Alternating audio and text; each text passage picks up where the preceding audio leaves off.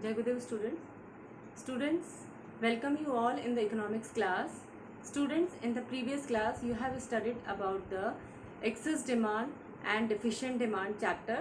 That is, in that chapter you have studied about the excess demand. Excess demand, students, it is the demand when the aggregate demand is more than aggregate supply in the economy. That means it is a situation when actual aggregate demand is more than actual aggregate supply in the economy, corresponding to full employment level in the economy, is known as excess demand.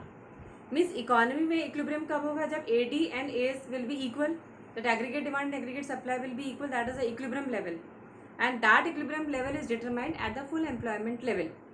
And after that full employment level, when the aggregate demand rises, when the aggregate demand start rising, that means with the increase in investment or with the increase in expenditure, our aggregate demand start rising. So we need to cope up with our demand. We need to produce more goods, but the production we cannot increase.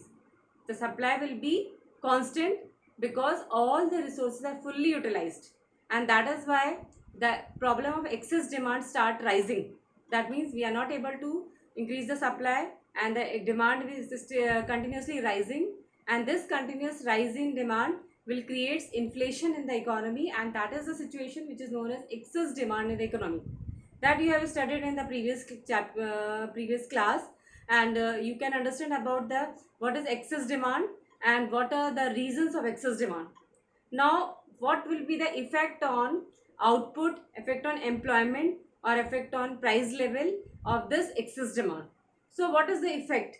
The effect that is known as the impact of excess demand, the effect on output.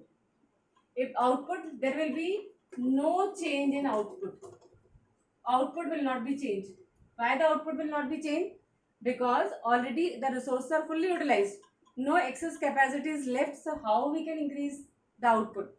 हमारे पास और workers ही नहीं है काम करने के लिए, तो हम प्रोडक्शन को कैसे बढ़ाएंगे?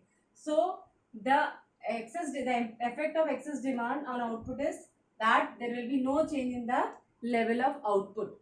Then what will be the effect on employment? In the employment also there will be no change in employment. As the aggregate demand is rising, so we need to produce more goods, we need more persons, but we are not able to increase the employment because already the resources are fully utilized. So nobody is unemployed in this particular situation, so we cannot increase the employment level. So employment में भी कोई effect नहीं पड़ेगा, there will be no effect on employment. Then next is effect on price level. Effect on price level means in the excess demand, when the aggregate demand is rising in the economy, and the excess demand means the demand is continuously rising, and we are not increasing the supply, we are not increasing the aggregate supply, and that is why we need to produce more goods, but we are not able to produce the goods because the aggregate supply will be constant. We cannot increase output, we cannot increase the employment level, and that is why with the increase in demand there will be rise in the price level also.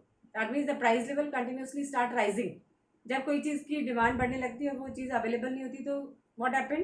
Then the price will be start rising, और in this continuous excess demand will brings inflation in the economy. और तब जब continuously price बढ़ते जाएंगे, तो हम price बढ़ने से इकोनॉमी में इन्फ्लेशन की सिचुएशन आएगी, और वही सिचुएशन जो है इन्फ्लेशन कहलाती है. तो because of excess demand there will be the effect on price level, that the price starts rising,